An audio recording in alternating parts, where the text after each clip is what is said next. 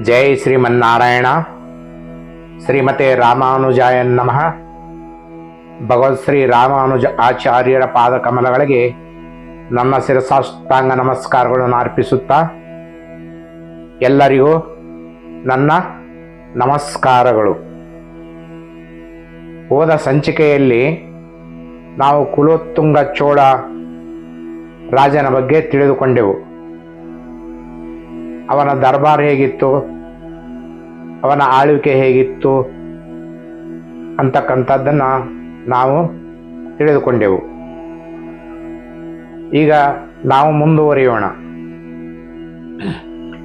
ಶ್ರೀ ಪೆರಂಬುದೂರು ಅಲ್ಲಿ ಅಸೂರಿ ಕೇಶವ ಸೋಮಯಾಜಿ ಮತ್ತು ಕಾಂತಿಮತಿ ಅಂತಕ್ಕಂಥ ದಂಪತಿಗಳು ವಾಸ ಮಾಡ್ತಾ ಇರ್ತಾರೆ. ಆ ಕಾಂತಿಮತಿಗೆ ಒಬ್ಬ ಅಣ್ಣಂದಿರಿರ್ತಾರೆ. ಅವರ ಹೆಸರು ಶ್ರೀಶೈಲ ಪೂರ್ಣರು ಅಂತೇಳಿ. ಅವರಿಗೆ ತಿರುಮಲ ನಂಬಿ ಅಂತ ಹೇಳಿನೂ ಕರೀತಿರ್ತಾರೆ. ಆ ತಿರುಮಲ ನಂಬಿಯವರು ಆ ತಿರುಪತಿ ತಿರುಮಲ ಶ್ರೀನಿವಾಸನ ಮಹಾಭಕ್ತರು. ಆ 7 ಬೆಟ್ಟದ ಸಪ್ತಗಿರಿಯ ಶ್ರೀನಿವಾಸನ ಪೂಜೆಯನ್ನು ಮಾಡ್ತಾ ಇರ್ತಾರೆ. ಅದು ಆವಾಗಿನ ಕಾಲ 1000 ವರ್ಷಗಳ ಹಿಂದಿನ ಮಾತಿದು. 7 ಬೆಟ್ಟಗಳು ತುಂಬ ದಟ್ಟವಾದ ಅರಣ್ಯ ಕಾಡು. ಅಲ್ಲಿ ಅನೇಕ ಕಾಡು ಮೃಗಗಳು ವಾಸ ಮಾಡ್ತಾ ಇರ್ತವೆ. ಆ ದೇವಸ್ಥಾನ ಹೇಗಿರುತ್ತೆ ಅಂದರೆ ಕೇವಲ ಗರ್ಭಗುಡಿ ಮಾತ್ರ ಇರುತ್ತೆ. ಅಲ್ಲಿ ಯಾವುದೇ ಪ್ರಾಕಾರಗಳು, ಪ್ರಾಂಗಣಗಳು, ಇನ್ನಿತರ ಕಟ್ಟಡಗಳು ಇರುವುದಿಲ್ಲ. ಯಾಕಂದರೆ ಅಲ್ಲಿ ಕಾಡು ಮೃಗಗಳು ವಾಸ ಮಾಡ್ತಾ ಇರ್ತವೆ. ಭಯಾನಕವಾದಂಥ ಕಾಡು, ದಟ್ಟವಾದ ಕಾಡು. ಆ ಕಾಡಿನ ಮಧ್ಯದಲ್ಲಿ ಶ್ರೀನಿವಾಸ ನೆಲೆಸಿರ್ತಾರೆ. ಹೀಗಾಗಿ ತಿರುಮಲ ನಂಬಿಯವರು ಬೆಳಗ್ಗೆ ಎದ್ದು ನಸುಕಿನಲ್ಲಿ, ಅವಾಗ ರಸ್ತೆ ಇರೋದಿಲ್ಲ ಆ ಶ್ರೀನಿವಾಸ ದೇವಸ್ಥಾನಕ್ಕೆ, ಕೇವಲ ಮೆಟ್ಟಿಲುಗಳು ಮಾತ್ರ ಇರ್ತವೆ. ಬೆಳಗ್ಗೆ ಎದ್ದು ಬೆಳಗಿನ ಜಾವದಲ್ಲಿ ಮೆಟ್ಟಿಲನ್ನು ಹತ್ತುಕೊಂಡು ಕೆಲವೊಬ್ಬರು ಶಿಷ್ಯಂದರ ಜೊತೆಗೆ ಮತ್ತು ಭಕ್ತ ವೃಂದ ಇರುತ್ತೆ, ಭಕ್ತರ ಜೊತೆಗೆ ಅವರು ಮೇಲೆ ಹತ್ತಾ ಇರ್ತಾರೆ. ಶ್ರೀನಿವಾಸನ ಪೂಜೆ ಮಾಡಿಕೊಂಡು ಅಲ್ಲಿ ಕೆಲವೊಂದು ಗಿಡಗಳನ್ನು ಅವರೇ ಬೆಳೆಸಿರ್ತಾರೆ. ತುಳಸಿ ಗಿಡಗಳು, ಹೂವಿನ ಗಿಡಗಳನ್ನು. ಆ ಹೂವು ಮತ್ತು ತುಳಸಿಯನ್ನು ಅರ್ಪಿಸಿ ಅಭಿಷೇಕ ಮಾಡಿ ಹೂ ಮತ್ತು ತುಳಸಿ ದಳಗಳನ್ನು ಅರ್ಪಿಸಿ ಆ ಶ್ರೀನಿವಾಸನ ಸೇವೆ ಮಾಡಿಕೊಂಡು ಸೂರ್ಯ ಅಸ್ತ ಆಗೋದ್ರೊಳಗೆ ಆ ಬೆಟ್ಟವನ್ನು ಇಳಿದು ತಿರುಪತಿಗೆ ಕೆಳಗಡೆ ಬರ್ತಾ ಇರ್ತಾರೆ. ಹೀಗೆ ಅವರ ಆ ಶ್ರೀನಿವಾಸನ ಸೇವೆ ನಡೀತಾ ಇರ್ತದೆ. ಹೀಗಿರ್ಬೇಕಾದ್ರೆ ಅನೇಕ ಭಕ್ತರಲ್ಲಿ ಬರ್ತಾ ಇರ್ತಾರೆ. ಆ ಪ್ರಾಂತಕ್ಕೆ ಅವಾಗ ಯಾದವ ರಾಜ ಅಂತಕ್ಕಂಥ ರಾಜರು ಆ ಪ್ರಾಂತವನ್ನು ಆಳ್ತಾ ಇರ್ತಾರೆ. ಆ ಯಾದವ ರಾಜರು ಶಿವನ ಭಕ್ತರು. ಹೀಗಾಗಿ ಅಲ್ಲಿ ಆ ಶ್ರೀನಿವಾಸನಿಗೆ ವೆಂಕಟೇಶ್ವರ ಅಂತೇಳಿ ಕರೀತಾ ಇರ್ತಾರೆ. ವೆಂಕಟ ಪ್ಲಸ್ ಈಶ್ವರ, ವೆಂಕಟೇಶ್ವರ. ಆ ಶೈವ ಅಥವಾ ಶಿವನ ಭಕ್ತರಿಗೆ ಒಂದು ರೀತಿ ಅವರಿಗೆ ಸಂತೋಷ. ಯಾಕಂದರೆ ಇದು ಈಶ್ವರನ ದೇವಸ್ಥಾನ, ಈಶ್ವರನ ಮೂರ್ತಿ, ವೆಂಕಟೇಶ್ವರ ಅಂತಕ್ಕಂಥ ಭಾವನೆ ಅವರಲ್ಲಿ ಇರೋದ್ರಿಂದ ಅಲ್ಲಿಗೆ ಅನೇಕರು ಆ ಶಿವನ ಭಕ್ತರು ಬರ್ತಾ ಇರ್ತಾರೆ, ವಿಷ್ಣುವಿನ ಭಕ್ತರು ಬರ್ತಾ ಇರ್ತಾರೆ. ಮತ್ತು ಕೆಲವೊಬ್ಬರು ಆ ಮೂರ್ತಿಯನ್ನು ದೇವಿ ಅಂಥೇಳಿ, ದುರ್ಗೆ ಅಂಥೇಳಿ, ಕಾಳಿ ಅಂಥೇಳಿ ಅನೇಕರು ತಮ್ಮ ತಮ್ಮ ಭಾವನೆಗಳ ಪ್ರಕಾರ ಆ ಶ್ರೀನಿವಾಸನ ಮೂರ್ತಿಯನ್ನು ಪೂಜಿಸ್ತಾ ಇರ್ತಾರೆ. ಬಂದು ಪೂಜೆ ಮಾಡಿಕೊಂಡು ಹೋಗ್ತಾ ಇರ್ತಾರೆ, ದರ್ಶನ ಪಡ್ಕೊಂಡು. ಹೀಗೆ ಈ ತಿರುಮಲ ನಂಬಿಯವರು ಎಲ್ಲ ಭಕ್ತರಿಗೂ ಸಹ, ಬಂದಂಥ ಭಕ್ತರಿಗೆ ಯಾವುದೇ ತೊಂದರೆ ಆಗದಂತೆ ಅವರು ಪೂಜೆಗಳನ್ನು ಮಾಡಿ ಭಕ್ತರನ್ನು ತೃಪ್ತಿಪಡಿಸ್ತಾ ಇರ್ತಾರೆ. ಆವಾಗಿನ ಕಾಲದಲ್ಲಿ ವೆಂಕಟೇಶ್ವರನಿಗೆ ನಾಮ ಇಡ್ತಾ ಇರ್ತಾರೆ. ಕೆಲವೊಬ್ಬರು ಬಂದು ಶೈವರು ವಿಭೂತಿ ಇಡ್ತಾರೆ. ಆ ವೆಂಕಟೇಶ್ವರನಿಗೆ ನಾಮ ಮಾತ್ರ ಇರುತ್ತೆ, ಶಂಕು ಚಕ್ರ ಇರೋದಿಲ್ಲ ಅವಾಗ.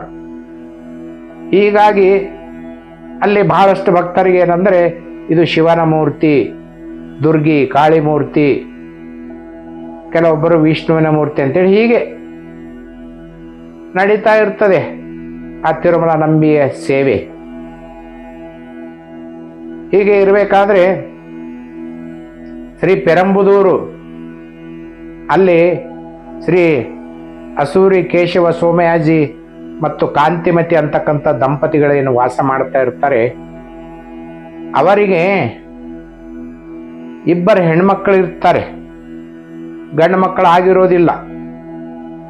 ಹೀಗಾಗಿ ಅವರು ಚೆನ್ನೈ ಹತ್ರ, ಅಂದರೆ ಆಗಿನ ಕಾಲದ ಮದ್ರಾಸ್, ಆ ಚೆನ್ನೈ ಹತ್ರ ಟ್ರಿಪಲ್ ಕೇನ್ ಅಂತಕ್ಕಂಥ ಊರು. ಆ ಊರಲ್ಲಿ ಪಾರ್ಥಸಾರಥಿ ದೇವಸ್ಥಾನ ಇರುತ್ತೆ. ಆ ಪಾರ್ಥಸಾರಥಿ ದೇವಸ್ಥಾನ ದಿವ್ಯ ದೇಶಗಳಲ್ಲಿ ಒಂದು. ಹೀಗಾಗಿ ಅವರು ಆ ಪಾರ್ಥಸಾರಥಿಯ ದೇವಸ್ಥಾನಕ್ಕೆ ಹೋಗಿ ಆ ಪಾರ್ಥಸಾರಥಿಯ ಮೊರೆ ಹೋಗ್ತಾರೆ, ಆ ನಾರಾಯಣನ ಮೊರೆ ಹೋಗ್ತಾರೆ. ಪಾರ್ಥಸಾರಥಿ ಅಂದರೆ ಕೃಷ್ಣ, ಆ ಶ್ರೀಕೃಷ್ಣ ಶ್ರೀಮನ್ ನಾರಾಯಣನ ಮೊರೆ ಹೋಗ್ತಾರೆ. ನಮಗೆ ಒಂದು ಗಂಡು ಮಗು ಕರುಣಿಸು ಅಂತೇಳಿ ಸಂಕಲ್ಪ ಮಾಡಿಕೊಂಡು 40 ದಿವಸ ಉಪವಾಸದಿಂದ, ಅಂದರೆ ಹಣ್ಣು ಹಾಲುಗಳನ್ನು ಮಾತ್ರ ಸೇವಿಸಿ 40 ದಿವಸ ಕಾಂತಿಮತಿ ಮತ್ತು ಕೇಶವ ಸೋಮಯಾಜಿಯವರು ಪೂಜೆ ಮಾಡ್ತಾರೆ. 40 ದಿವಸ ತಪ್ಪದೆ ಅಲ್ಲೇ ಇದ್ದುಕೊಂಡು 40ನೇ ದಿವಸ ಮುಗಿಯುತ್ತೆ. ಆ ಕೊನೆಯ ದಿವಸ ಅವರು ಹೋಮ ಮಾಡಿಸ್ತಾರೆ. ಹೋಮದಲ್ಲಿ ಆಹುತಿ ಕೊಡ್ತಾರೆ, ಪೂರ್ಣಾಹುತಿ ಆಗುತ್ತೆ. ಅಲ್ಲಿಗೆ ಅವರ ಆ ಒಂದು ಪೂಜೆ ಮುಕ್ತಾಯ ಆಗುತ್ತೆ. ಮುಕ್ತಾಯ ಆಗಿ ಕಾಂತಿಮತಿ ಅಂತಾಳೆ, ಸ್ವಾಮಿ ಇವತ್ತು ರಾತ್ರಿ ಇಲ್ಲೇ ಮಲಗಿಕೊಂಡು ದೇವಸ್ಥಾನದಲ್ಲಿ ಇದ್ದು ಬೆಳಗ್ಗೆ ಎದ್ದು ನಾವು ಶ್ರೀ ಪೆರಂಬುದೂರಿಗೆ ಪ್ರಯಾಣ ಬೆಳೆಸೋಣ ಅಂತೇಳಿ. ಸರಿ ಅಂತೇಳಿ ಇಬ್ಬರು ಆ ದಂಪತಿಗಳು ಆ ದೇವಸ್ಥಾನದಲ್ಲೇ, ಆ ಶ್ರೀಮನ್ ನಾರಾಯಣನ ದೇವಸ್ಥಾನದಲ್ಲಿ ಮಲ್ಕೊಳ್ತಾರೆ. ಮಲ್ಕೊಂಡಾಗ ರಾತ್ರಿ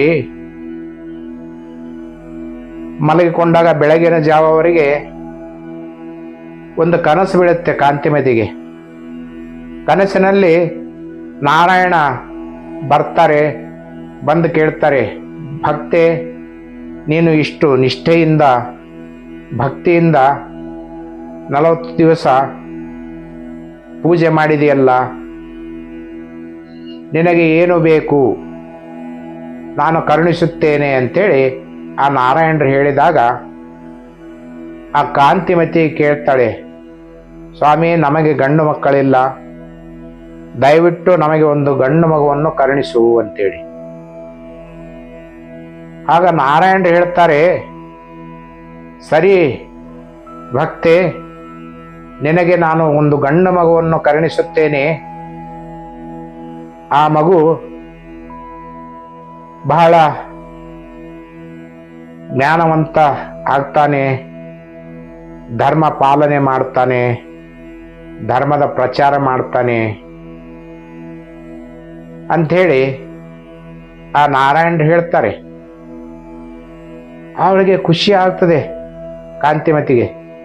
ಸರಿ ಸ್ವಾಮಿ ಅಂತೇಳಿ ಅಂದ ತಕ್ಷಣ ನಾರಾಯಣರು ಹೊರಟು ಹೋಗ್ಬಿಡ್ತಾರೆ. ಇವಳಿಗೆ ಎಚ್ಚರ ಆಗುತ್ತೆ ಕಾಂತಿಮತಿಗೆ. ಎಚ್ಚರ ಆದಾಗ ನೋಡ್ತಾಳೆ, ಓ ಇದು ಕನಸು ಅಂತೇಳಿ ಆ ಸ್ವಾಮಿಗೆ ತಮ್ಮ ಪತಿದೇವರಾದ ಕೇಶವ ಸೋಮಯಾಜಿ ಅವರಿಗೆ ಎಬ್ಬಿಸಿ ಹೇಳ್ತಾಳೆ, ಸ್ವಾಮಿ ಈ ರೀತಿ ಕನಸು ಬಿತ್ತು ನನಗೆ ಅಂತೇಳಿ. ಕೇಶವ ಸೋಮಯಾಜಿಯವರು ಅವರು ಜ್ಞಾನಿಗಳು, ಅವರು ಪಂಡಿತರು, ಅವರು ವಿದ್ಯಾವಂತರು. ಹೀಗಾಗಿ ಅವರು ಅಂತಾರೆ, ಸರಿ ಕಾಂತಿಮತಿ ಒಳ್ಳೆಯದಾಯಿತು, ಆ ಶ್ರೀಮನ್ನಾರಾಯಣ ನಮಗೆ ಒಂದು ಗಂಡು ಮಗು ಕರುಣಿಸುವುದರಲ್ಲಿ ಯಾವುದೇ ಸಂಶಯವಿಲ್ಲ, ಒಳ್ಳೆಯದಾಯ್ತು ಅಂತೇಳಿ ಖುಷಿ ಪಟ್ಕೊಂಡು ಬೆಳಗ್ಗೆ ಎದ್ದು ಸ್ನಾನಾದಿಗಳನ್ನು ಮುಗಿಸಿಕೊಂಡು ಆ ಪಾರ್ಥ ಸಾರಥಿಯ ದರ್ಶನ ಪಡ್ಕೊಂಡು ತಮ್ಮ ಶ್ರೀ ಪೆರಂಬುದೂರಿಗೆ ಮರಳುತ್ತಾರೆ. ನೋಡಿ, ದೇವರು ಎಂದರೆ ಏನು? ದೇವರು ಎಂದರೆ ಯಾರು? ಅಂದರೆ ದೇಹವಲ್ಲದ, ವ ಅಂದರೆ ವರ್ಣವಲ್ಲದ, ರು ಅಂದರೆ ರೂಪವಲ್ಲದ. ಆ ದೇವರಿಗೆ ನೋಡಿ ದೇಹನೇ ಇಲ್ಲ, ವರ್ಣ ಇಲ್ಲ. ಯಾವ ವರ್ಣ ಅಂತ ಹೇಳ್ತೀವಿ? ಬ್ರಾಹ್ಮಣರು, ವೈಶ್ಯರು, ಕ್ಷತ್ರಿಯರು ಅಥವಾ ಶೂದ್ರರು, ಅವರಿಗೆ ವರ್ಣ ಇಲ್ಲ ಮತ್ತು ರೂಪ ಇಲ್ಲ. ಯಾವ ರೂಪ? ಹೀಗಾಗಿ ದೇವರಿಗೆ ರೂಪ, ವರ್ಣ, ದೇಹ ಇಲ್ಲ. ಆದರೆ ನಾವೇನು ಮಾಡ್ತೀವಿ ಅಂದರೆ, ನಮಗೆ ಬೇಕಾದಂಥ ರೂಪದಲ್ಲಿ ಮೂರ್ತಿಗಳನ್ನು ಪ್ರತಿಷ್ಠಾಪನೆ ಮಾಡಿ ನಾವು ಆ ಸ್ವಾಮಿಯ, ಆ ಮಾತೆ ಲಕ್ಷ್ಮಿಯ ಪೂಜೆಯನ್ನು ಮಾಡ್ತಾ ಇದ್ದೇವೆ. ಇನ್ನು ಇಂಗ್ಲಿಷ್ನಲ್ಲಿ ಗಾಡ್ ಅಂತ ಹೇಳ್ತಾರೆ. What is the long form of god?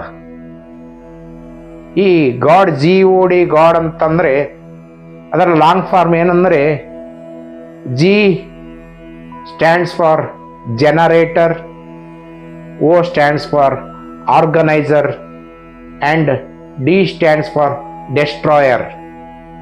ನೋಡಿ, generator, who generates the world, ಜಗತ್, or who creates the world is called Brahma, generator. Organizer, Vishnu, destroyer, ಅವರು ಡೆಸ್ಟ್ರಾಯ್ ಮಾಡ್ತಾರೆ. ಅವರು ಕಾಲಭೈರವಲ್ಲ. ಕೊನೆಗೆ ಈ ಯುಗಾಂತ್ಯದಲ್ಲಿ ಆ ನಾಶಗೊಳಿಸದೆ ಅವರೇ ಮಹೇಶ್ವರ, ಡೆಸ್ಟ್ರಾಯರ್. GOD ಅಂದರೆ ಬ್ರಹ್ಮ, ವಿಷ್ಣು, ಮಹೇಶ್ವರ ಅಂತೇಳಿ. ಜನರೇಟರ್, ಆರ್ಗನೈಸರ್, ಡೆಸ್ಟ್ರಾಯರ್ ಅಂತೇಳಿ ಹೇಳಬಹುದು. ಹೀಗೆ ಒಂದೂರಲ್ಲಿ ಈ ಗಂಡ ಹೆಂಡತಿ ಇರ್ತಾರೆ, ಅವರಿಗೆ 4 ಮಕ್ಕಳು ಇರ್ತಾರೆ, ಗಂಡ್ಮಕ್ಕಳು. ಅದರಲ್ಲಿ ಎರಡನೆಯವನು ಏನಿರ್ತಾನಲ್ಲ, ಅವನು ಬಹಳ ಒಳ್ಳೆಯವನು, ಮೃದು ಸ್ವಭಾವದವನು, ಯಾವುದೇ ಕೆಲಸ ಹೇಳಿದ್ರು ಮಾಡ್ತಾ ಇರ್ತಾನೆ. ಆದರೆ ವಿದ್ಯೆ ಅವನಿಗೆ ಹತ್ತಿರೋದಿಲ್ಲ. ಅವನೇನಂದ್ರೆ ತುಂಬಾ ಊಟ ಜಾಸ್ತಿ ಮಾಡ್ತಾ ಇರ್ತಾನೆ, ಆಹಾರ ಪ್ರಿಯ ಅವನು. ದಿನಕ್ಕೆ 5 ಸಲ, ಕನಿಷ್ಠ 5 ಸಲ ತಿಂತಾ ಇರ್ತಾನೆ. 5 ಜನ ತಿಂತಕ್ಕಂಥ ಆಹಾರವನ್ನು ಅವನು ಒಬ್ಬನೇ ಸೇವಿಸ್ತಾ ಇರ್ತಾನೆ. ಕನಿಷ್ಠ ಅವ್ರು 3 ರಿಂದ 5 ಸಲ ಆಹಾರ ಬೇಕು. ಆ ತಂದೆ ತಾಯರಿಗೆ ಬಹಳ ಇದಾಗುತ್ತೆ. ಏನಪ್ಪ, ಅವರು ಪಾಪ ಬಡತನದ ಪರಿಸ್ಥಿತಿಯಲ್ಲಿ ಇರ್ತಾರೆ. ಈ ಮಗನಿಗೆ ಸಾಕೋದು ಹೇಗೆ? ಇಷ್ಟು ವರ್ಷ ನಾವೆಲ್ಲ ಸಾಕಿದೀವಿ, ಅವನು ಬೆಳೆದು ದೊಡ್ಡವನಾಗ್ತಾ ಇದ್ದಾನೆ, ಆಹಾರನು ಬಹಳ ಬೇಕು ಅವನಿಗೆ ಅಂತೇಳಿ ಚಿಂತೆಗೊಳಗಾಗ್ತಾರೆ. ಆವಾಗ ಆ ಹುಡುಗನ ತಾಯಿ ಏನಿರ್ತಾಳಲ್ಲ, ಆ ತಾಯಿಯ ಸಹೋದರರೊಬ್ಬರು ಈ ಮಠದಲ್ಲಿ ಅಡಿಗೆ ಮಾಡ್ತಕ್ಕಂಥ ಕೆಲಸ ಮಾಡ್ತಾ ಇರ್ತಾರೆ. ಒಂದು ಮಠದಲ್ಲಿ ಗುರುಕುಲ ಇರುತ್ತೆ, ಅಲ್ಲೊಬ್ಬ ಸ್ವಾಮಿಗಳು ಶಿಷ್ಯಂದ್ರೆಲ್ಲ ಇರ್ತಾರೆ, ಮಠ ಇರುತ್ತೆ, ಗುರುಕುಲ. ಆ ಗುರುಕುಲದಲ್ಲಿ ಅವರು ಅಡಿಗೆ ಕೆಲಸ ಮಾಡ್ತಾ ಇರ್ತಾರೆ. ಅವರು ಒಂದು ದಿವಸ ಮನೆಗೆ ಬಂದಾಗ ಆ ತಾಯಿ ಪರಿಸ್ಥಿತಿ ಹೇಳ್ತಾಳೆ, ನೋಡಣ್ಣ, ಈ ನಿನ್ನ ಹಳೆಯ ಇದಾನಲ್ಲ, ಎರಡನೇವನು ಬಹಳ ಅವನು ಆಹಾರ ಸೇವನೆ ಮಾಡ್ತಾನೆ, ನಮಗೆ ಆಹಾರ ಒದಗಿಸೋದು ಬಹಳ ಕಷ್ಟ ಆಗ್ತಾ ಇದೆ, ಇದಕ್ಕೇನು ಮಾಡಬೇಕು ಅಂದಾಗ ಆ ಅಡಿಗೆಯವರು ಏನಿರ್ತಾರಲ್ಲ ಅವನು ಕರ್ಕೊಂಡು ಮಠಕ್ಕೆ ಕರ್ಕೊಂಡು ಬರ್ತಾರೆ. ಸರಿಮಾ, ನೀನೇನು ಚಿಂತೆ ಮಾಡಬೇಡ, ಹೇಗಾದರೂ ಮಾಡಿ ಮಠಕ್ಕೆ ಕರ್ಕೊಂಡು ಹೋಗ್ತೀನಿ, ಗುರುಕುಲ ಇದೆ, ಅಲ್ಲೇ ಅವನ್ನ ಸೇರಿಸ್ತೀನಿ, ಏನೇ ಕೆಲಸ ಮಾಡ್ಕೊಂಡು ಇರ್ತಾನೆ, ನಾನೇ ಅಡುಗೆ ಮಾಡ್ತಾ ಇರ್ತಾನೆ, ಅವನಿಗೇನು ಊಟಕ್ಕೆ ತೊಂದರೆ ಆಗೋದಿಲ್ಲ, ಸ್ವಾಮಿಗಳಿಗೆ ಹೇಳಿ ನಾ ಎಲ್ಲ ಒಪ್ಪಿಸ್ತೇನೆ ಅಂತೇಳಿ ಕರ್ಕೊಂಡ್ಬಂದು ಸ್ವಾಮಿಗಳ ಹತ್ರ ಪರಿಚಯ ಮಾಡಿಸ್ತಾರೆ. ಹೀಗೆ ನನ್ನ ತಂಗಿಯ ಮಗ ಇವನು, ಸ್ವಲ್ಪ ಆಹಾರ ಹೆಚ್ಚು ತಿಂತಾನೆ, ಕೆಲಸನೂ ಅಷ್ಟೇ ಮಾಡ್ತಾನೆ ಸ್ವಾಮಿಗಳೇ, ಇವನಿಗೆ ಓದು ಹತ್ತಿಲ್ಲ ವಿದ್ಯೆ, ಹೀಗಾಗಿ ಇವನಿಗೆ ಏನಾದರೂ ಒಂದು ಕೆಲಸ ಕೊಡಿ, ಇವನೇ ಇಲ್ಲಿ ನನ್ನ ಜೊತೆಗೆ ಸಹಾಯ ಮಾಡ್ಕೊಂಡು ಇರ್ತಾನೆ ಅಂತ. ಸರಿ ಅಂತೇಳಿ ಸ್ವಾಮಿಗಳು ಒಪ್ಕೊಳ್ತಾರೆ. ಒಪ್ಕೊಂಡಾಗ ಅವನಿಗೆ ಖುಷಿ ಆಗ್ತದೆ. ಆದರೆ ಅವನು ಬಲಿಷ್ಠ ಇರ್ತಾನೆ, ಆಹಾರನ ಅಷ್ಟೇ, ಕೆಲಸನೂ ಅಷ್ಟೇ. ಸೌದೆ ಹೊಡೆಯೋದು, ನೀರು ತರೋದು, ಅವಾಗೆಲ್ಲ ಬಾವಿಯಿಂದ ಕೆರೆಯಿಂದ ನೀರು ತರಬೇಕಲ್ಲ, ಒತ್ಕೊಂಡು ದೊಡ್ಡ ದೊಡ್ಡ ಕೊಡಗಳಿಂದ ನೀರು ತಂದು ಹಾಕ್ತಾ ಇರ್ತಾನೆ.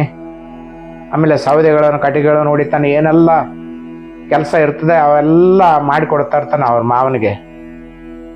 ಮತ್ತೆ ಊಟನೂ ತೃಪ್ತಿಯಿಂದ ಊಟ ಮಾಡ್ತಾ ಇರ್ತಾನೆ. ಅವನಿಗೇನು ಅಲ್ಲಿ ಯಾವುದು ಲಿಮಿಟ್ ಅನ್ನೋದು ಇರೋದಿಲ್ಲಲ್ಲ. ಆ ಗುರುಕುಲದಲ್ಲಿ ಎಲ್ಲ ಶಿಷ್ಯಂದರು ಏನಿರ್ತಾರೆ, ಆ ಒಟ್ಟುಗಳು ಊಟ ಆದ್ಮೇಲೆ ಇವನು ಊಟ ಮಾಡ್ತಾ ಇರ್ತಾನೆ. ಹೀಗೆ ನಡೀತಾ ಇರ್ತದೆ. ಅವನು ಬಂದು ಸುಮಾರು ಒಂದು ವಾರ ಆಗಿರುತ್ತೆ. ವಾರ ಆದಮೇಲೆ ಬೆಳಗ್ಗೆ ಒಂದು ದಿವಸ ಅವನು ಹೇಳ್ತಾನೆ, ದಿನನಿತ್ಯ ಅವನು ಹೇಳೋ ಪ್ರಕಾರ ಹೇಳ್ತಾನೆ. ಎದ್ದು ನೋಡ್ತಾನೆ, ಅಡುಗೆ ಮನೆಯಲ್ಲಿ ಹೋದರೆ ಶಾಂತವಾಗಿರುತ್ತೆ, ಅಡುಗೆ ಒಲೆ ಹೊತ್ತಿರೋದಿಲ್ಲ. ಅಲ್ಲಿ ಮಠದಲ್ಲಿ ಎಲ್ಲ ಶಿಷ್ಯಂದರು ಕಲಿತು ಧ್ಯಾನ ಮಾಡ್ತಾ ಇರ್ತಾರೆ, ಭಜನೆ ಮಾಡ್ತಾ ಇರ್ತಾರೆ, ದೇವರನ್ನ ಪೂಜೆ ಮಾಡ್ತಾ ಇರ್ತಾರೆ, ದೇವರ ಧ್ಯಾನದಲ್ಲಿ ಇರ್ತಾರೆ. ಅಡುಗೆ ಅವನು ಕಾಣೋದಿಲ್ಲ, ಅವ್ರ ಮಾವ, ಸೋದರ ಮಾವ. ಇವನು ಗಾಬರಿ ಆಗ್ತದೆ, ಏನಪ್ಪ ಅಡುಗೆ ಇಲ್ಲ ಇವತ್ತೇ, ನನ್ನ ಪರಿಸ್ಥಿತಿ ಏನಿದು, ಆಯ್ತು ಇವತ್ತು ನಾನು ಉಪವಾಸ. ಅವನಿಗೆ ಉಪವಾಸ ಇರ್ಲಿಕ್ಕೆ ಆಗ್ತಿರೋದಿಲ್ಲ, ಬಹಳ ಅವನಿಗೆ ಕಷ್ಟ ಆಗ್ತಿರ್ತದೆ. ಹೀಗಾಗಿ ಅವನಿಗೆ ಚಿಂತೆ ಆಗುತ್ತೆ. ಅವಾಗ ಸ್ವಾಮೀಜಿ ಅವ್ರ ಹತ್ರ ಹೋಗಿ ಹೇಳ್ತಾನೆ, ಸ್ವಾಮೀಜಿ ಇವತ್ತು ಯಾಕೆ ಅಡುಗೆ ಮಾಡ್ತಾ ಇಲ್ಲ, ಪಾಕಶಾಲೆಗೆ ಹೋಗಿ ಬಂದರೆ ಅಲ್ಲಿ ಯಾರೂ ಇಲ್ಲ, ಒಲೆ ಹೊತ್ತಿಸಿಲ್ಲ, ಎಲ್ಲರೂ ಇಲ್ಲಿ ಧ್ಯಾನ ಮಾಡ್ತಾ ಇದ್ದಾರ ಏನು ಅಂತಂದರೆ, ಇಲ್ಲ ಮಗು ಇವತ್ತು ಏಕಾದಶಿ ಇದೆ, ಏಕಾದಶಿ ದಿವಸ ಅಡುಗೆ ಮಾಡೋದಿಲ್ಲ, ಇವತ್ತ ಉಪವಾಸ. ತಿಂಗಳಲ್ಲಿ 2 ದಿವಸ 2 ಏಕಾದಶಿ ಬರ್ತವೆ, 2 ದಿವಸ ಉಪವಾಸ ಇರ್ತೇವೆ ಎಲ್ಲರೂ, ನೀನು ಉಪವಾಸ ಇರಬೇಕು ಅಂದಾಗ ಅವನಿಗೆ ಚಿಂತೆ ಬೀಳ್ತದೆ. ಅವಾಗ ಸ್ವಾಮಿಗಳಿಗೆ ಕೇಳ್ಕೊಂತಾನೆ, ಇಲ್ಲ ಸ್ವಾಮೀಜಿ ನನ್ನ ಕೈಲಿ ಉಪವಾಸ ಇರೋಕ್ಕಾಗಲ್ಲ, ಬೇಕಿದ್ರೆ ಏನಾದರೂ ಕೆಲಸ ಹೇಳಿ ಮಾಡ್ತೇನೆ, ಆದರೆ ನನಗೆ ಆಹಾರ ಬೇಕು, ಊಟ ಬೇಕು, ಊಟ ಇಲ್ಲಂದರೆ ನನಗೆ ಬಹಳ ಸಂಕಟ ಆಗ್ತದೆ ಅಂದಾಗ, ಸರಿ ಸ್ವಾಮೀಜಿ ಏನು ಮಾಡ್ತಾರೆ, ಆ ಸ್ಟೋರ್ ಕೀಪರ್ ಏನು ಇರ್ತಾರಲ್ಲ, ಅಡಿಗೆಯವರು ಮತ್ತು ಇನ್ನಿತರರು ಅಲ್ಲಿ ಸಹಾಯಕರು ಇರ್ತಾರೆ, ಅವ್ರನ್ನ ಕರೆದು ಹೇಳ್ತಾರೆ, ನೋಡಿ ಇವನಿಗೆ ಏನೇನು ಆಹಾರ ಧಾನ್ಯಗಳು ಬೇಕು ಕೊಡಿ, ತಗೊಂಡು ಹೋಗಿ ಆ ನದಿ ಇರುತ್ತೆ, ನದಿ ದಡದಲ್ಲಿ ಹೋಗಿ ಇವನು ಆಹಾರ ತಯಾರಿಸ್ಕೊಂಡು ಊಟ ಮಾಡಲಿ, ಇಲ್ಲಿ ನಾವು ಅಡುಗೆ ಮಾಡುವ ಹಾಗಿಲ್ಲ, ಇವತ್ತು ಏಕಾದಶಿ ಇದೆಯಲ್ಲ ಅಂತೇಳಿ ಹೇಳಿದಾಗ ಅವನಿಗೆಲ್ಲ ಏನೇನು ಸಾಮಾನುಗಳು ಬೇಕು ಎಲ್ಲ ಕೊಡ್ತಾರೆ. ಆದರೆ ಕಂಡೀಷನ್ ಹಾಕ್ತಾರೆ ಸ್ವಾಮೀಜಿಯವರು, ಏನಪ್ಪ ಅಡುಗೆ ಆದಮೇಲೆ ನೀನು ದೇವರಿಗೆ ನೈವೇದ್ಯ ಮಾಡದೆ ಊಟ ಮಾಡಬಾರ್ದು, ದೇವರಿಗೆ ನೈವೇದ್ಯ ಮಾಡು, ದೇವರು ಬಂದು ಸ್ವೀಕಾರ ಮಾಡಿದರೆ ಮಾತ್ರ ನೀನು ಊಟ ಮಾಡು ಅಂತೇಳಿ. ಅವ್ರದ್ದೇನು ಸ್ವಾಮೀಜಿಯವ್ರದ್ದು ಏಕಾದಶಿ ಇರುತ್ತೆ, ಇವನು ಕರೆದರೆ ಎಲ್ಲಿಂದ ಬರ್ತಾನೆ ದೇವರು, ಹಾಗೂ ಇವನು ಉಪವಾಸ ಮಾಡಲಿ, ಅಭ್ಯಾಸ ಆಗಲಿ ಅಂತಕ್ಕಂಥ ಭಾವನೆ ಗುರುಗಳದು. ಸರಿ ಅಂತೇಳಿ ಅವನೇನು ಮಾಡ್ತಾನೆ, ಹೋಗ್ತಾನೆ, ಹೋಗಿ ಎಲ್ಲ ತೊಗೊಂಡು ಬಂದಿರ್ತಾನೆ, ಸೌದೆ ಗಿವಿದೆ ಅಲ್ಲೆಲ್ಲ ಆರಿಸ್ಕೊಂಡು ಬಂದು ಒಲೆ ಹೊತ್ತಿಸಿ ಅಡುಗೆ ಮಾಡ್ತಾನೆ. ತನಗೆ ಬೇಕಾದಂಥ ಆಹಾರ ಏನೋ ಮಾಡ್ಕೊಂಡು ಏನು ಸಾಮಾನು ತಂದಿರ್ತಾನೆ ಎಲ್ಲ ಮಾಡ್ತಾನೆ. ಮಾಡಿ ಗುರುಗಳು ಹೇಳಿದಂಗೆ ಅವನೇನು ಮಾಡ್ತಾನೆ, ನೈವೇದ್ಯ ಇಟ್ಟು ದೇವರನ್ನು ಕರೀತಾನೆ. ದೇವರೇ ಬನ್ನಿ, ನನಗೆ ಯಾವ ಶ್ಲೋಕಗಳು ಬರೋದಿಲ್ಲ, ಮಂತ್ರಗಳು ಬರೋದಿಲ್ಲ, ಪೂಜಾ ವಿಧಾನಗಳು ನನಗೆ ಸರಿಯಾಗಿ ಗೊತ್ತಿಲ್ಲ, ದೇವರೇ ನೀವೇ ಬರಬೇಕು, ಬಂದು ನಾ ಇಟ್ಟಂಥ ಈ ನೈವೇದ್ಯವನ್ನು ಸ್ವೀಕಾರ ಮಾಡಬೇಕು ಅಂತೇಳಿ ಆ ದೇವರಲ್ಲಿ ಪ್ರಾರ್ಥನೆ ಮಾಡ್ಕೊಳ್ತಾನೆ ಆ ಹುಡುಗ. ಹಾಗೆ ಮಾಡ್ಕೊತಾನೆ. ದೇವರು ಬರ್ತಾರ? ಬರೋದಿಲ್ಲ. ಅವನಿಗೆ ಚಿಂತೆ ಆಗ್ತದೆ, ಏನು ಮಾಡಬೇಕು, ಹೊಟ್ಟೆ ಬೇರೆ ಹಸಿತಾ ಇರುತ್ತೆ. ಆ ನದಿ ದಡದಲ್ಲಿ ಸ್ನಾನ ಗೀನ ಮಾಡಿ ಮಡಿಯಿಂದ ಎಲ್ಲ ಅಡಿಗೆ ಮಾಡಿ ದೇವ್ರ ಮುಂದೆ ಇಟ್ಟು ದೇವ್ರು ಕರಿತಾ ಇರ್ತಾನೆ, ಬರುವುದಿಲ್ಲ. ಅವನಿಗೆ ಬೇಜಾರಾಗುತ್ತೆ. ಸ್ವಾಮಿ ನೋಡಿ, ಏಕಾದಶಿ ಅಂತೆ ಇವತ್ತೇ, ನೀವು ಉಪವಾಸ ಇದ್ದೀರಾ ದೇವಸ್ಥಾನದಲ್ಲಿ, ಆ ಮಠದಲ್ಲಿ ನಿಮ್ಮನ್ನು ಉಪವಾಸ ಹಾಕಿದ್ದಾರೆ. ಇಲ್ಲಿ ನಾನು ಆಹಾರ ತಯಾರಿಸಿದ್ದೇನೆ, ನಿಮಗಾಗಿ ನೈವೇದ್ಯವನ್ನು ಇಟ್ಟಿದ್ದೇನೆ, ಬಂದು ಊಟ ಮಾಡಿ ಉಪವಾಸ ಹಾಕಿರ್ತೀರಾ ನೀವು ಅಂತೇಳಿ ಹೀಗೆ ತನಗೆ ಶ್ಲೋಕಗಳು ಬರೋದಿಲ್ಲ. ಹೀಗೆ ಅವನು ಬೇಡ್ಕೊಳ್ತಾನೆ ದೇವ್ರ ಹತ್ರ. ಬೇಡ್ಕೊಂಡು ಅವನು ಸಂಕಟ ಆಗ್ತಾ ಇರ್ತದೆ, ಹೊಟ್ಟೆ ಹಸಿತಾ ಇದೆ, ಸ್ವಾಮಿ ಬನ್ನಿ, ನನಗೆ ಹೊಟ್ಟೆ ಹಸಿತಾ ಇದೆ, ನನಗೆ ಉಪವಾಸ ಹಾಕಬೇಡಿ ಅಂತೇಳಿ ಕೇಳ್ಕೊಂಡಾಗ ಆ ದೇವರು ಪ್ರತ್ಯಕ್ಷ ಆಗ್ತಾರೆ.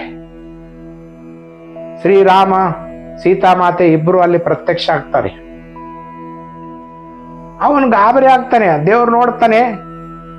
ನಾನೇನು ಅನ್ಕೊಂಡಿದ್ದೆ, ಒಬ್ಬರೇ ದೇವ್ರು ಬರ್ತಾರೆ ಅಂತೇಳಿ ಅನ್ಕೊಂಡಿದ್ದೆ. ಸ್ವಾಮಿಗಳು ಹೇಳಿದ್ರು ದೇವ್ರು ಬರ್ತಾರೆ ನೋಡಪ್ಪ, ಬಂದ್ರೆ ಅವ್ರಿಗೆ ನೈವೇದ್ಯ ಇಡು, ನೈವೇದ್ಯ ಇಟ್ಟು ನಂತರ ನೀನು ಊಟ ಮಾಡು ಅಂತ ಸ್ವಾಮೀಜಿ ಹೇಳಿದ್ದಾರೆ. ಇಲ್ಲಿ ನೋಡಿದ್ರೆ ಇಬ್ರು ಬಂದ್ರು. ನನ್ನ ಭಾಗದ ಆಹಾರ ಇಬ್ರು ತಿಂದ್ಕೊಂಡ್ಬಿಡ್ತಾರೆ, ನನಗೆ ಕಡಿಮೆ ಆಗತ್ತಾ ಅಲ್ಲ ಅಂತ ಅವನಿಗೆ ಚಿಂತೆ. ಪಾಪ ಏನ್ ಮಾಡೋದು ನೋಡಿ, ಯಾರ ಚಿಂತೆ ಅವ್ರಿಗೆ ಅಲ್ಲ. ಅವನೇನೋ ದೇವ್ರನ್ನ ಕರೆದ, ಪಾಪ ಪ್ರತ್ಯಕ್ಷ ಆಗಿದ್ದಾರೆ ದೇವರು. ಆ ದೇವರು ಪ್ರತ್ಯಕ್ಷ ಆಗಿದ್ದಾರೆ ಅಂತೇಳಿ ಅವನಿಗೆ ಅದೆಲ್ಲ ಇಲ್ಲ. ನನ್ನ ಆಹಾರ ಕಡಿಮೆ ಆಗತ್ತಲ್ಲ, ನನಗೆ ಊಟ ಕಡಿಮೆ ಬೀಳುತ್ತೆ ಅಂತೇಳಿ ಅವನಿಗೆ ಚಿಂತೆ. ಸರಿ ಅಂತೇಳಿ ಆ ದೇವರಿಗೆ ಹೇಳ್ತಾನೆ, ನೀವು ಯಾರು ಅಂತೇಳಿ. ನಾನು ಶ್ರೀರಾಮಚಂದ್ರ, ಇವಳು ನನ್ನ ಧರ್ಮಪತ್ನಿ ಸೀತಾ ಅಂತ. ಹೂ ಸೀತಾ ಮಾತೆ, ಶ್ರೀರಾಮರೇ, ಶ್ರೀರಾಮ ಸೀತಾ, ಶ್ರೀರಾಮ ಸೀತಾ ಅಂತೇಳಿ ಜೈ ಸಿಯಾರಾಮ್, ಜೈ ಸಿಯಾರಾಮ್ ಅಂತೇಳಿ ಸಾಷ್ಟಾಂಗ ನಮಸ್ಕಾರ ಮಾಡಿ, ಸ್ವಾಮಿ ಇನ್ನು ನೀವು ಆಹಾರ ತೆಗೆದುಕೊಳ್ಳಿ, ಸೇವಿಸಿ ನೈವೇದ್ಯ ಅಂತೇಳಿ ಇಟ್ಟಾಗ ಅವರು ತೃಪ್ತಿಯಿಂದ ಆ ನೈವೇದ್ಯವನ್ನು ಸೇವಿಸಿ ಹೋಗ್ತಾರೆ. ಹೋದಾಗ ಉಳಿದೆಲ್ಲ ತಾನು ಊಟ ಮಾಡ್ತಾನೆ. ಮಾಡಿ ವಾಪಸ್ ಮಠಕ್ಕೆ ತಿರುಗಿ ಬರ್ತಾನೆ. ಬಂದಾದ್ಮೇಲೆ ಮತ್ತೆ 15 ದಿವಸಕ್ಕೆ ಮತ್ತೊಂದು ಏಕಾದಶಿ ಬರುತ್ತಲ್ಲ. ಬಂದಾಗ ಆ ಗುರುಗಳು ಹೇಳ್ತಾರೆ, ನೋಡಿ ಅವನಿಗೆ ಏನೇನು ಬೇಕು ಹೋದ ವಾರ ಕೊಟ್ಟು ಕಳಿಸ್ತಾರೆ, ಹೋದ ಏಕಾದಶಿ ದಿವಸ 15 ದಿವಸದ ಹಿಂದೆ, ಇವತ್ತು ಅವನಿಗೆ ಆಹಾರ ಕೊಡಿ ಅಂತೇಳಿ. ಅವಾಗ ಗುರುಗಳಿಗೆ ಕೇಳ್ಕೊಂತಾನೆ ಅವನು, ಸ್ವಾಮಿ ನೀವೇನೋ ದೇವ್ರು ಬರ್ತಾರಂತ ಹೇಳಿದ್ರಿ, ಇಬ್ಬರು ಬಂದ್ಬಿಡ್ತಾರೆ, ನನಗೆ ಆಹಾರ ಕಡಿಮೆ ಬೀಳುತ್ತೆ, ಇಬ್ಬರು ಬಂದು ಊಟ ಮಾಡಿ ಹೋದ್ರು, ನೈವೇದ್ಯ ಸ್ವೀಕಾರ ಮಾಡಿದ್ರು, ಹೀಗಾಗಿ ನನಗೆ ಆಹಾರ ಕಡಿಮೆ ಬೀಳುತ್ತೆ. ಈ ದಿವಸ ನನಗೆ ಹೆಚ್ಚಿನ ದವಸ ಧಾನ್ಯಗಳನ್ನು ಕೊಡಬೇಕು ಅಂತೇಳಿ ಕೇಳ್ಕೊಳ್ತಾನೆ. ಏನೋ ಅವನು ಹೆಚ್ಚು ಆಹಾರ ತಿಂತಿರ್ತಾನಲ್ಲ, ಹೀಗಾಗಿ ಆ ಸ್ವಾಮೀಜಿ ಅನ್ಕೊಂತಾರೆ, ಸರಿ ಬಿಡು, ಏನೋ ಒಂದಿಷ್ಟು ಹೆಚ್ಚು ಕೊಟ್ಟು ಕಳ್ಸರಪ್ಪ ಅಂತೇಳಿ ಹೇಳ್ತಾರೆ.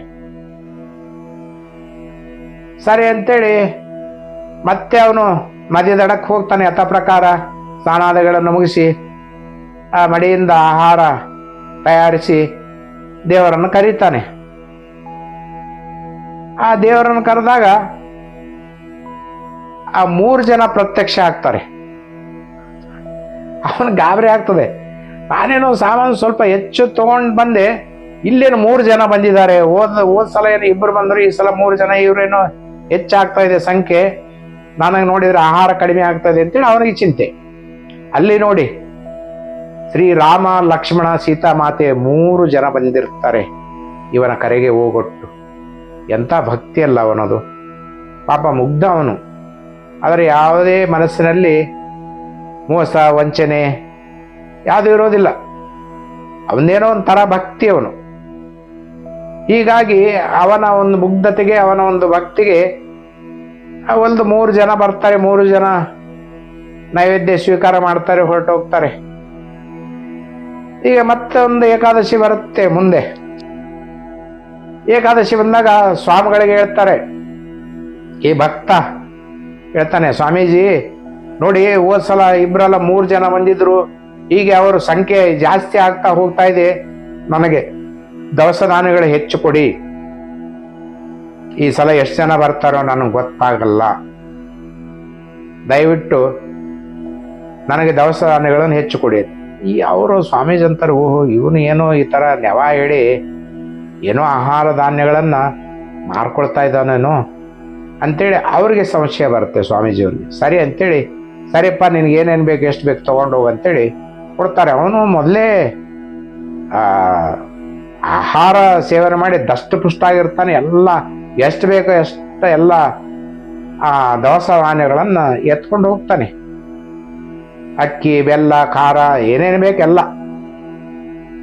ಎಲ್ಲವನ್ನು ಗೋಧಿ ಹಿಟ್ಟು ಎಲ್ಲ ತಗೊಂಡೋಗಿ ಅಲ್ಲಿ ಏನು ಮಾಡ್ತಾನೆ ಈ ಸಲ, ತಗೊಂಡೋಗಿ ಅಲ್ಲಿ ಇಟ್ಕೊಂಡು ಕುಂತು ಬಿಡ್ತಾನೆ. ಅವನು ಅಡಿಗೆ ಮಾಡೋದಿಲ್ಲ.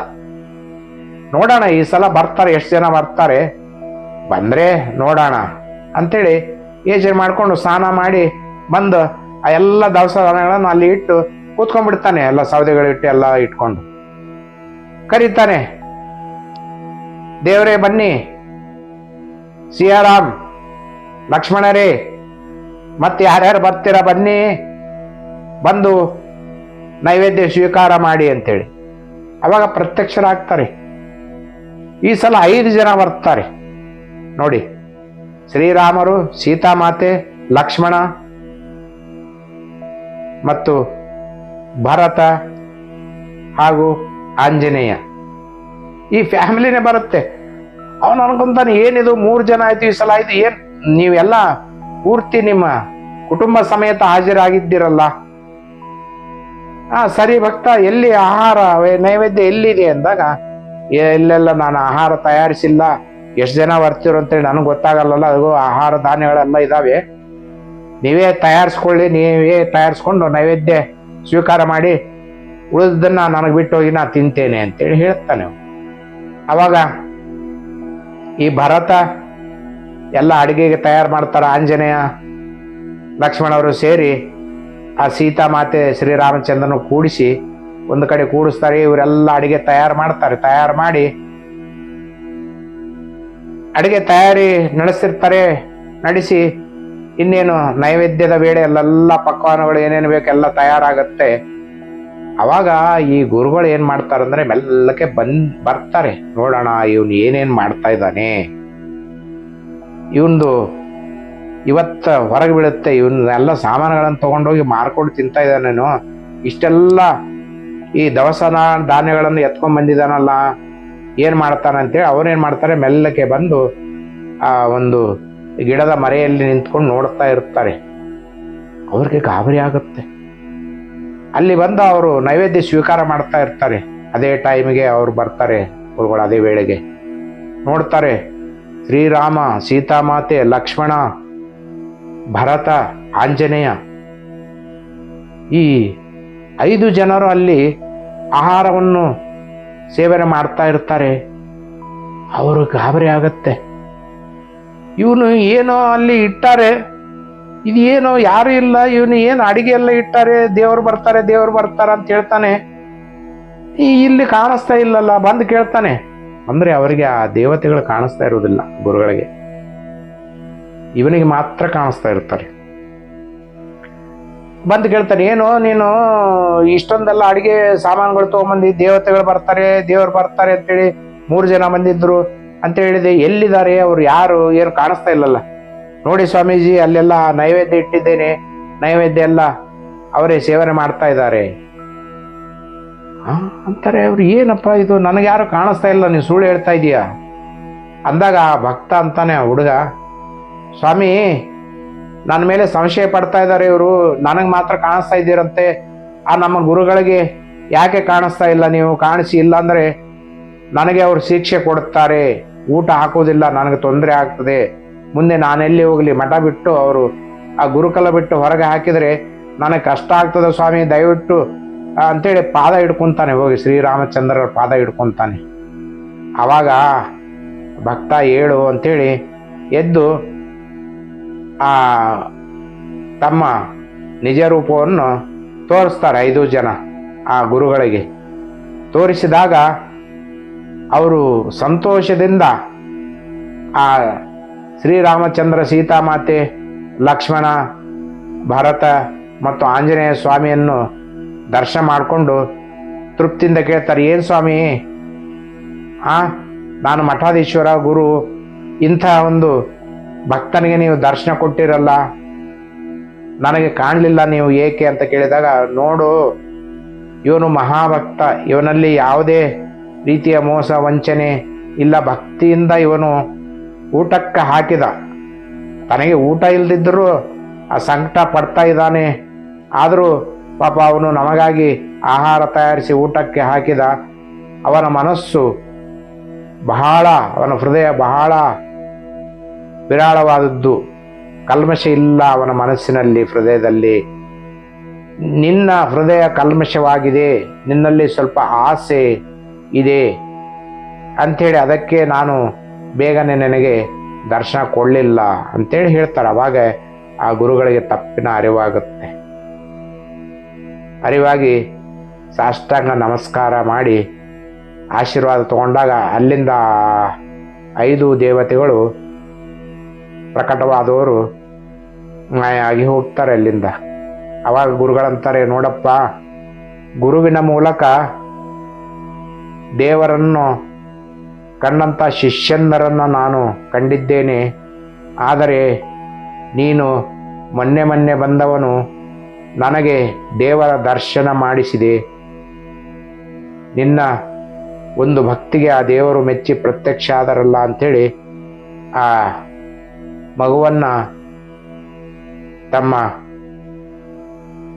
ಗುರುಕುಲಕ್ಕೆ ಕರೆದುಕೊಂಡು ಹೋಗಿ ಅವನು ಚೆನ್ನಾಗಿ ನೋಡ್ಕೊಳ್ತಾರೆ. ಹೀಗೆ ನೋಡಿ ಈ ಒಂದು ಕತೆ. ಹೀಗೆ ಈ ಶ್ರೀ ಪೆರಂಬುದೂರಿನಲ್ಲಿ ಕೇಶವ ಸೋಮಯಾಜಿ ಮತ್ತು ಕಾಂತಿಮತಿ ದೇವಸ್ಥಾನದಿಂದ ಪೂಜೆ ಮುಗಿಸ್ಕೊಂಡು ಬರ್ತಾರೆ. ಬಂದು ಅಲ್ಲಿ ಶ್ರೀ ಪೆರಂಬುದೂರಿಗೆ ಬಂದು ಯಥಾ ಪ್ರಕಾರ ತಮ್ಮ ನಿತ್ಯ ಕೆಲಸಗಳನ್ನು ಮಾಡ್ತಾ ಇರ್ತಾರೆ. ಆವಾಗ ನಾರದರು ಈ ಭೂಲೋಕದಲ್ಲಿ ಏನೆಲ್ಲ ನಡೀತಾ ಇದೆ ಅಂತಕ್ಕಂಥದ್ದನ್ನ ವೀಕ್ಷಣೆ ಮಾಡ್ತಾರೆ. ಅವ್ರಿಗೆಲ್ಲ ತಿಳಿಯುತ್ತೆ, ಅವರು ತ್ರಿಲೋಕ ಸಂಚಾರಿಗಳಲ್ಲ. ಭೂಲೋಕ, ಕೈಲಾಸ, ವೈಕುಂಠ, ದೇವಲೋಕ ಎಲ್ಲ ಈ ಲೋಕಗಳನ್ನು ಸಂಚಾರ ಮಾಡ್ತಾ ಇರ್ತಾರೆ. ಹೀಗಾಗಿ ಅವರು ಭೂಲೋಕಕ್ಕೆ ಬಂದು ನೋಡಿದಾಗ ಇಲ್ಲಿ ಆ ಭಕ್ತರಿಗೆ ಬಹಳ ಹಿಂಸೆ ಆಗ್ತಾ ಇರ್ತದೆ. ಧರ್ಮ ಅನ್ನೋದು ನಶಿಸ್ತಾ ಇರ್ತದೆ. ಹೀಗಾಗಿ ಅವರು ಪಾಪ ದುಃಖಕ್ಕೊಳಗಾಗ್ತಾರೆ. ಹೋಗಿ ಆ ದೇವಲೋಕಕ್ಕೆ ಹೋಗ್ತಾರೆ ನಾರದರು. ಹೋಗಿ ಧರ್ಮ ದೇವತೆಯನ್ನ ಭೇಟಿ ಆಗ್ತಾರೆ. ಆ ಧರ್ಮ ದೇವತೆಗೆ ಹೇಳ್ತಾರೆ, ತಾಯಿ ನೋಡಮ್ಮ ದೇವಿ, ಆ ಭೂಲೋಕದಲ್ಲಿ ಭಕ್ತರಿಗೆ ಬಹಳ ತೊಂದರೆ ಆಗ್ತಾ ಇದೆ, ಅವರ ಪ್ರಾಣಕ್ಕೆ ಹಾನಿ ಇದೆ, ನಾರಾಯಣ ಅಂದವರಿಗೆ ನಾಲ್ಗೆಯನ್ನು ಕತ್ತರಿಸ್ತಾ ಇದ್ದಾರೆ, ಬಹಳ ಹಿಂಸಾಚಾರಗಳು ನಡೀತಾ ಇದೆ, ಧರ್ಮ ಅಲ್ಲಿ ಕೊನೆ ಆಗ್ತಾ ಇದೆ, ಧರ್ಮಕ್ಕೆ ಬೆಲೆ ಇಲ್ದಂಗಾಗಿದೆ, ನೀನು ಧರ್ಮ ದೇವತೆಯಲ್ಲ, ಆದ್ದರಿಂದ ಆ ನಾರಾಯಣನ ಹತ್ತಿರ ಹೋಗಿ ಏನಾದರೂ ಇದಕ್ಕೆ ಒಂದು ದಾರಿ ಕಾಣಬೇಕು, ದಾರಿ ತೋರಿಸ್ಲಿಕ್ಕೆ ಆ ಶ್ರೀಮನ್ ನಾರಾಯಣನ ಮೊರೆ ಹೋಗಮ್ಮ ಅಂತೇಳಿ ಆ ಧರ್ಮದೇವತೆಗೆ ನಾರದರು ಹೇಳ್ತಾರೆ. ಆಗ ಧರ್ಮದೇವತೆ ನೋಡಿ ವೈಕುಂಠಕ್ಕೆ ಪ್ರಯಾಣ ಬೆಳೆಸ್ತಾಳೆ. ವೈಕುಂಠಕ್ಕೆ ಹೋಗಿ ಶ್ರೀಮನ್ ನಾರಾಯಣನ ಅಲ್ಲಿ ಆ ಶ್ರೀಮನ್ ನಾರಾಯಣನಿಗೆ ಸಾಷ್ಟಾಂಗ ನಮಸ್ಕಾರಗಳನ್ನು ಅರ್ಪಿಸಿ ಅಲ್ಲಿ ಭೂಲೋಕದಲ್ಲಿ ನಡೆದಿರ್ತಕ್ಕಂಥ ಆ ವಿಷಯಗಳ ನಾರದರು ಏನೇನು ಹೇಳಿದ್ರು ಅದನ್ನೆಲ್ಲ ಹೇಳ್ತಾಳೆ. ನೋಡಿ ಸ್ವಾಮಿ, ನಾರಾಯಣರು ಹೇಗಾದರೂ ಮಾಡಿ ಧರ್ಮದ ಅಲ್ಲಿ ಭೂಲೋಕದಲ್ಲಿ ಧರ್ಮ ದಾರಿ ತಪ್ತಾ ಇದೆ. ವಿಷ್ಣು ಆದ ನೀನು ನಿನ್ನ ಭಕ್ತರಿಗೆ ಎಷ್ಟೋ ಹಿಂಸೆಗಳಾಗ್ತಾ ಇದ್ದಾವೆ, ಅದನ್ನು ಹೇಗಾದರೂ ನೀವು ಕಾಪಾಡಿ ಭಕ್ತರಿಗೆ ಒಂದು ಒಳ್ಳೆಯ ದಾರಿ ತೋರಿ ಅಂತೇಳಿ ಆ ಶ್ರೀಮನ್ ನಾರಾಯಣರಲ್ಲಿ ಆ ದೇವತೆ ಧರ್ಮದೇವತೆ ಕೇಳ್ಕೊಳ್ತಾಳೆ. ಕೇಳಿಕೊಂಡಾಗ ಸರಿ ಧರ್ಮದೇವತೆ, ನೀನು ಹೇಳಿದಾಗೆ ನಾನು ಏನಾದರೂ ಮಾಡ್ತೇನೆ ಅಂಥೇಳಿ ಅವಾಗ ಶ್ರೀಮನ್ ನಾರಾಯಣರು ಹೇಳ್ತಾರೆ, ಧರ್ಮದೇವತೆ, ಈಗ ನಾನು ಭೂಲೋಕಕ್ಕೆ ಹೋಗುವುದು ಇನ್ನೂ ಬಹಳಷ್ಟು ಕಾಲ ಇದೆ, ಈಗ ನಾನು ಹೋಗುವುದಿಲ್ಲ, ಈ ಯುಗ ಅಂತ್ಯದಲ್ಲಿ ನಾನು ಭೂಲೋಕ ಪ್ರವೇಶ ಮಾಡ್ತೇನೆ, ಅಲ್ಲಿಯವರೆಗೂ ನಾನು ಏನಾದರೂ ಒಂದು ಉಪಾಯ ಮಾಡ್ತೇನೆ ಅಂತೇಳಿ ಆ ಧರ್ಮದೇವತೆಗೆ ಹೇಳ್ತಾರೆ. ಹೇಳಿ ಆದಿಶೇಷನಿಗೆ ಕರೀತಾರೆ. ಆದಿಶೇಷ ಅಲ್ಲೇ ಇರ್ತಾರಲ್ಲ ಪನ್ನಗ, ಆ ಆದಿಶೇಷರು ಪ್ರಕಟ ಆಗ್ತಾರೆ. ಪ್ರಕಟ ಆದಾಗ, ನೋಡು ಆದಿಶೇಷ, ನೀನು ಭೂಲೋಕಕ್ಕೆ ಹೋಗಬೇಕು, ಹೋಗಿ ಈ ಭಕ್ತರನ್ನು ಕಾಪಾಡಬೇಕು, ಧರ್ಮದ ಪ್ರಚಾರ ಮಾಡಬೇಕು, ಎಲ್ಲ ಭಕ್ತರನ್ನು ಒಂದೇ ಅಂತಕ್ಕಂಥ ಭಾವನೆಯಿಂದ ನೀನು ನೋಡಬೇಕು, ಎಲ್ಲರೂ ಒಳ್ಳೆಯ ರೀತಿಯಲ್ಲಿ ಜೀವನ ಸಾಗಿಸುವಂತೆ ಮಾಡು, ಅಲ್ಲಿ ಬಹಳ ಹಿಂಸೆಗಳು ನಡೀತಾ ಇದ್ದಾವಂತೆ, ಭಕ್ತರ ಮೇಲೆ, ಈ ಜನರ ಮೇಲೆ ಕೃತ್ಯಗಳು ನಡೀತಾ ಇದ್ದಾವೆ, ಹೋಗು ನೀನು ಅಂತೇಳಿ ಆ ಶ್ರೀಮನ್ನಾರಾಯಣರು ಆದಿಶೇಷನಿಗೆ ಆಜ್ಞೆ ಮಾಡ್ತಾರೆ. ಆವಾಗ ಆದಿಶೇಷರು ಶಿರಸಾಷ್ಟಾಂಗ ನಮಸ್ಕಾರ ಮಾಡಿ, ಶ್ರೀಮನ್ನಾರಾಯಣ, ಶೇಷಶಯನ ಸ್ವಾಮಿ, ನೀವೇ ಹೇಳಿದಂತೆ ನಿಮ್ಮ ಆಜ್ಞೆಯನ್ನು ನಾನು ಪಾಲಿಸುತ್ತೇನೆ ಅಂತೇಳಿ ಅವರು ಭೂಲೋಕದತ್ತ ಪ್ರಯಾಣ ಬೆಳೆಸಿ ಆ ಕಾಂತಿಮತಿಯ ಭ್ರೂಣದಲ್ಲಿ ಸೇರಿಕೊಳ್ತಾರೆ. ನೋಡಿ ಆ ಶ್ರೀಮನ್ನಾರಾಯಣನ ಲೀಲೆ. ಆ ಆದಿಶೇಷರು ಕಾಂತಿಮತಿಯ ಭ್ರೂಣದಲ್ಲಿ ಸೇರಿಕೊಂಡಾಗ ಅವಾಗ ಕಾಂತಿಮತಿಗೆ ಅನಿಸುತ್ತೆ, ನಾನು ಗರ್ಭಿಣಿ ಆಗಿದ್ದೇನೆ ಅಂಥೇಳಿ ಆ ಕೇಶವ ಸೋಮಯಾಜಿಯವರಿಗೆ ತಿಳಿಸ್ತಾಳೆ. ಭಾಳ ಸಂತೋಷ ಆಗುತ್ತೆ ಅವರಿಗೆ. ಯಾಕಂದರೆ ಅವ್ರ ಗಂಡು ಮಕ್ಕಳು ಇರೋದು ಇಬ್ಬರು ಹೆಣ್ಣು ಮಕ್ಕಳಲ್ಲ. ಹೀಗಾಗಿ ಪಾರ್ಥ ಸಾರಥಿಯ ಮೊರೆ ಹೋಗಿರ್ತಾರೆ. ಆ ನಾರಾಯಣರು ಕನಸಿನಲ್ಲಿ ಬಂದು ಹೇಳಿರ್ತಾರಲ್ಲ, ನಿನಗೆ ಒಂದು ಗಂಡು ಮಗ ಹುಟ್ಟುತ್ತೆ ಅಂತೇಳಿ, ಅದನ್ನು ಮತ್ತೆ ನೆರವೇರಿಸ್ಬೇಕಲ್ಲ. ಹೀಗಾಗಿ ಆದಿಶೇಷನನ್ನ ಕಳಿಸಿ ಆ ಕಾಂತಿಮತಿಯ ಗರ್ಭದಲ್ಲಿ ಪ್ರವೇಶ ಮಾಡುವಂತೆ ಹೇಳಿ ಆ ಆದಿಶೇಷರು ಕಾಂತಿಮತಿಯ ಗರ್ಭ ಪ್ರವೇಶ ಮಾಡುತ್ತಾರೆ. ಆ ಗರ್ಭಿಣಿಯಾದಂಥ ಕಾಂತಿಮತಿ ಒಂದು ಮುದ್ದಾದ ಗಂಡು ಮಗುವಿಗೆ ಜನ್ಮ ನೀಡುತ್ತಾಳೆ. ಕ್ರಿಸ್ತಶಕ 1017 ಏಪ್ರಿಲ್ 10ನೇ ತಾರೀಕು ಗುರುವಾರ ಮಧ್ಯಾಹ್ನ 12 ಗಂಟೆಗೆ ಆ ಕಾಂತಿಮತಿ ಒಂದು ಗಂಡು ಮಗುವಿಗೆ ಜನ್ಮ ನೀಡುತ್ತಾಳೆ. ಅಂದರೆ ಪಿಂಗಳ ಸಂವತ್ಸರ, ಚೈತ್ರ ಮಾಸ, ಶುಕ್ಲ ಪಕ್ಷ, ಆರಿದ್ರ ನಕ್ಷತ್ರ, ಪಂಚಮಿ ತಿಥಿ, ಗುರುವಾರ 1017 ಏಪ್ರಿಲ್ 10ನೇ ತಾರೀಕು ಮಧ್ಯಾಹ್ನ 12 ಗಂಟೆಗೆ ಆ ಗಂಡು ಮಗುವಿಗೆ ಜನ್ಮ ಕೊಡ್ತಾಳೆ ಆ ಮಹಾತಾಯಿ ಕಾಂತಿಮತಿ. ಶ್ರೀ ಅಸೂರಿ ಕೇಶವ ಸೋಮಯಾಜಿ ಕಾಂತಿಮತಿ ಇಬ್ಬರಿಗೂ ಬಹಳ ಸಂತೋಷ ಆಗುತ್ತೆ. ಆ ಮಗುವನ್ನು ನೋಡಿದಾಗ ಮುಖಲಕ್ಷಣಗಳು ಬಹಳ ಚೆನ್ನಾಗಿರುತ್ತೆ. ಲಕ್ಷಣವಾದಂಥ ಮಗು, ಒಳ್ಳೆಯ ಮುಖಲಕ್ಷಣ. ಆ ಕೇಶವ ಸೋಮಯಾಜಿಯವರು ನೋಡಿ ಆ ಮಗುವನ್ನು ನೋಡಿ ಬಹಳ ಸಂತೋಷ ಪಡುತ್ತಾರೆ. ಇನ್ನು ಆ ಮಗುವಿಗೆ ನಾಮಕರಣ ಮಾಡಬೇಕಲ್ಲ. ನಾಮಕರಣದ ಒಂದು ಸಮಾರಂಭವನ್ನು ಏರ್ಪಡಿಸಿಕೊಳ್ತಾರೆ. ನಾಮಕರಣದ ತಯಾರಿ ನಡೆಯುತ್ತೆ. ನೋಡೋಣ ನಾಮಕರಣಕ್ಕೆ ಯಾರ್ಯಾರು ಬರ್ತಾರೆ, ಅವರ ಸಂಬಂಧಿಕರು ಯಾರ್ಯಾರು, ನೆಂಟರು. ಆನಂತರ ಆ ಮಗುವಿಗೆ ಯಾವ ಹೆಸರನ್ನು ಇಡುತ್ತಾರೆ, ಶ್ರೀ ರಾಮಾನುಜರ ನಿಜವಾದ ಹೆಸರು ಏನು, ಯಾವ ಹೆಸರಿನಿಂದ ಅವರಿಗೆ ನಾಮಕರಣ ಆಗುತ್ತೆ ಅಂತಕ್ಕಂಥ ವಿಷಯವನ್ನು ನಾವು ಮುಂದಿನ ಸಂಚಿಕೆಯಲ್ಲಿ ನೋಡೋಣ. ವಿರಾಮದ ಸಮಯ. ಸರ್ವೇ ಜನೇ ಸುಖಿನೋ ಭವಂತು. ಎಲ್ಲರಿಗೂ ನನ್ನ ನಮಸ್ಕಾರಗಳು.